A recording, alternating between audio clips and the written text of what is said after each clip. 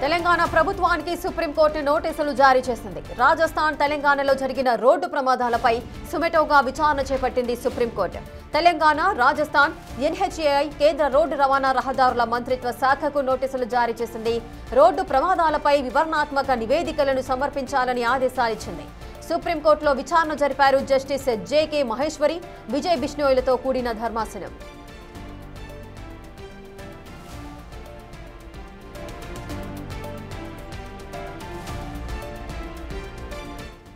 ఇక తెలంగాణ ప్రభుత్వానికి సుప్రీంకోర్టులో నోటీసులు జారీ చేసింది. దీనికి సంబంధించిన పూర్తి డీటెయిల్స్ మా ప్రతినిధి శివ అందిస్తారు.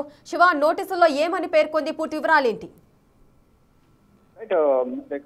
సుప్రీంకోర్టు ఈరోజు దేశంలోని వివిధ రాష్ట్రాల్లో జరిగిన రోడ్డు ప్రమాదాలను సుమోటోగా స్వీకరించి ఆ రాష్ట్రాలకు నోటీసులు జారీ చేసింది. దానిలో భాగంగానే తెలంగాణ ప్రభుత్వానికి సుప్రీంకోర్టు నోటీసులు జారీ చేసింది. రాజస్థాన్, తెలంగాణలో జరిగిన రోడ్డు ప్రమాదాలపై సుప్రీంకోర్టులో ఈరోజు విచారణ జరిగింది.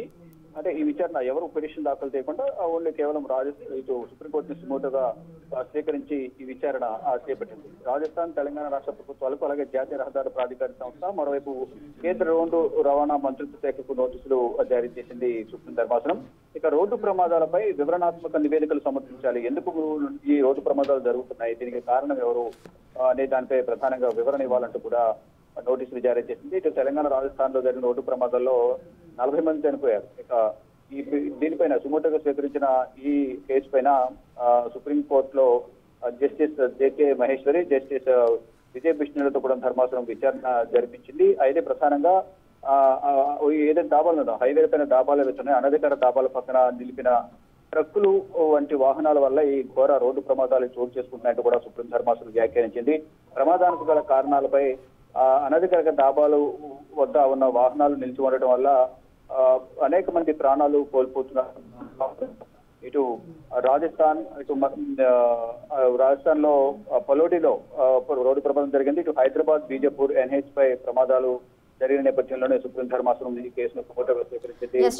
ఏదైతే రోడ్డు పక్కన ఉన్న డాబాలు ఏవైతున్నాయో ఆ డాబాల వద్ద వాహనాల నిలిపివేతకు సంబంధించి వాహనాలు ఆపి అక్కడ భోజనం చేయడం కానీ, ఆహార పదార్థాలు సేవించడం ఇటువంటి ఎక్కువ జరుగుతుంటాయి. కాబట్టి దానికి సపరేట్ గా ఒక ప్రాంతం అనేది కేటాయించి అక్కడ ఈ పార్కింగ్ సంబంధించి కూడా కొన్ని జాగ్రత్తలు తీసుకోవాలి. దీనిపై వివరణ ఇవ్వాలనేది ప్రధానంగా రాష్ట్రాల ప్రభుత్వాలకు, మరోవైపు రవాణా శాఖ కూడా నోటీసులు జారీ చేశాయి. శివ, ఈ నోటీసులపై తెలంగాణ ప్రభుత్వం ఏ విధంగా స్పందించే అవకాశాలు ఉంటాయి? నోటీసులకు సంబంధించి ఏదైనా డెడ్ లైన్ ఇచ్చారా? ఈ తేదీలోపు మీరు నోటీసులో వివరణ ఇవ్వాలి అని, అదేవిధంగా ఇచ్చిన వివరణకు సంబంధించి కూడా మళ్ళీ విచారణ ఎప్పుడు చేపట్టే అవకాశాలు ఉంటాయి?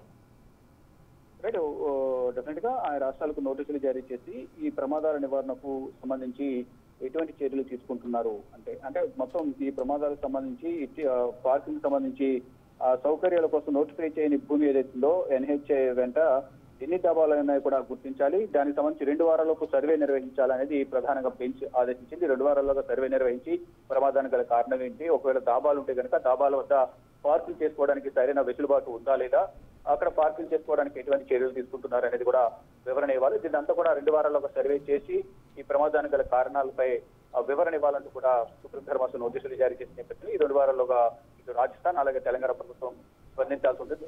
స్పందించిన తర్వాత మళ్ళా ఫర్దర్ గా విచారణ అనేది ఉండే అవకాశం అయితే కనిపిస్తోంది.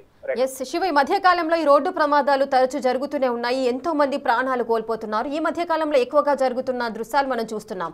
సో దీనికి సంబంధించి ఏపీలో కూడా చాలా వరకు కూడా మొన్న జరిగిన కర్నూలు ప్రమాదానికి సంబంధించి కూడా ఏదైనా నోటీసు జారీ చేసే అవకాశాలు ఉన్నాయా? ప్రెసెంట్ మెయిన్ గా తీసుకుంటే తెలంగాణ, రాజస్థాన్ కు ఈ నోటీసులు జారీ చేశారు. అయితే ఫర్దర్ గా ఇంటర్నల్ గా కూడా రాష్ట్రాలు కూడా నోటీసులు జారీ చేసే అవకాశం ఉంది అనేది కూడా న్యాయ నిపుణులు అయితే చెబుతున్నారు. మరి ముఖ్యంగా ఇటీవల రాజస్థాన్ లో మొదట బస్సు ప్రమాదం జరిగింది. దాంట్లో బస్సు ప్రమాదం దగ్ధం కావడం వల్ల ఆ సమయంలో 20 మంది చనిపోయారు. తర్వాత రాజస్థాన్ లోని పలోడి ప్రాంతాల్లో ఈ ఆగి ఉన్న ట్రక్కును టెంపో బస్సు కుట్టడంతో అక్కడ 15 మంది చనిపోయారు. తర్వాత మరొక స్వల్ప ప్రమాదం అనేది రాజస్థాన్ లో వచ్చేసింది. ఇటు తెలంగాణ, ఆంధ్రప్రదేశ్ లో కూడా ఇటువంటి రహదారి ప్రమాదాలు అనేవి ఎక్కువగా జరుగుతున్నాయి. ఈ నేపథ్యంలోనే ఈ కేసును సుప్రీం ధర్మాసనం సుమోటోగా స్వీకరించింది. దీనిపై మొత్తం ఈ 2 రాష్ట్రాలకు నోటీసులు జారీ చేసిన నేపథ్యంలో సర్వే నిర్వహించి 2 వారాల్లోపు వివరణ ఇవ్వాలి, ఆ సర్వే రిపోర్టు సమర్పించాలనేది ప్రధానంగా ఆదేశాలు జారీ చేసిన నేపథ్యంలో సుప్రీం ధర్మాసనానికి తెలంగాణ కానీ, రాజస్థాన్ కానీ ఎటువంటి దాంట్లో వాళ్ళు మెన్షన్ చేసే అఫిడవిట్ లో కౌంటర్ అఫిడవిట్ అనేది వారు కూడా రెండు రాష్ట్రాల ప్రభుత్వాలు దాఖలు చేయాల్సి ఉంటుంది, వివరణ ఇవ్వాల్సి ఉంటుంది. రాష్ట్ర ప్రభుత్వాలకు సంబంధించిన నేషనల్ హైవే కానీ మరోవైపు ఇటు రోడ్డు రవాణాకు సంబంధించిన మంత్రిత్వ శాఖలు కూడా వివరణ ఇవ్వాల్సి ఉంటుంది. కాబట్టి వారు ఇచ్చిన వివరణను బట్టి తదుపరి విచారణ ఉండే అవకాశం కనిపిస్తా ఉంది. Right, thank you Shiva, thanks for the details. ఇక తెలంగాణ ప్రభుత్వానికి సుప్రీంకోర్టు నోటీసులు అయితే జారీ చేసింది. అటు రాజస్థాన్, తెలంగాణలో జరిగిన రోడ్డు ప్రమాదాలపై సుమోటోగా సుప్రీంకోర్టు విచారణ చేపట్టింది.